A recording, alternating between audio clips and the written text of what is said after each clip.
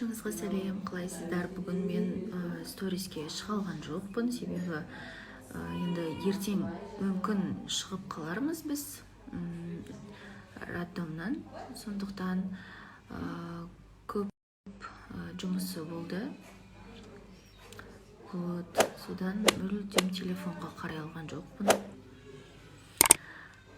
Ал қазір бір түсініксіз отырмын.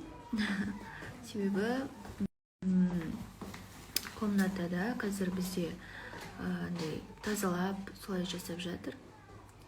Соған баршамыз коридорларда күтіп отырмыз. Мен бөлек орын тауып бір жерден отырмын. Міне достар, маған сыйлық әкеп тұр. Айдан ағамды. Рахмет жармаш, неше туған күні екен бүгін. Өзім сүйікті одеколонымды беріп жатырмын. Ішінде 3-4 аромат бар. Соны қолданып жүр. Денің сау болсын, үлкен азамат шабы. Рахмет ағам. Туған күнімен.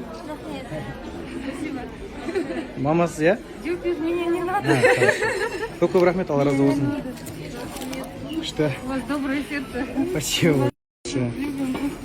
Спасибо. Достар, мен Дария деген кішкентай ғана қарындасым сыйлық алып келді.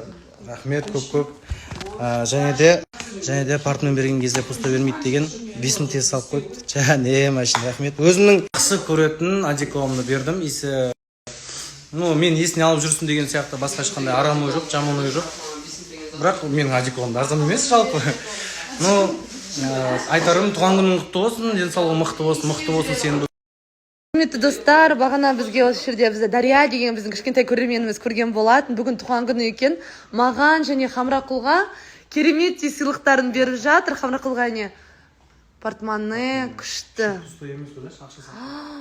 Ты чё, керемет. Ал маған бұл осындай полезный подарок. Қазір көрсетем. Соковыжималка. Керемет. Рахмет үлкен Дария, Айнұр апай. Үлкен рахмет.